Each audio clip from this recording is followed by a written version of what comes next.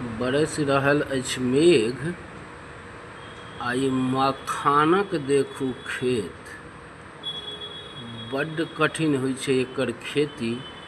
जलमे होइए मखान, आर एकर पात पर रहै छै लुधकल काँट। तेँ मिथिलामे एकटा कहावत छै जे बौआ कनि मखान पातसँ मुँह पोछि अएबे।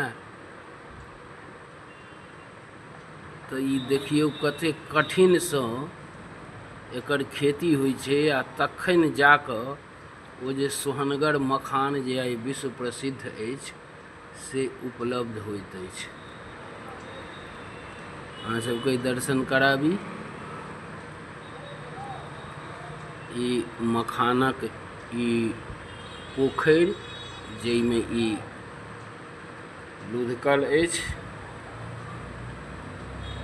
झाँपल छै मखानके पातसँ पूरा पोखरि। यह एकर खेती छै। जय मिथिला। मखान छै ई, मखाना नहीं।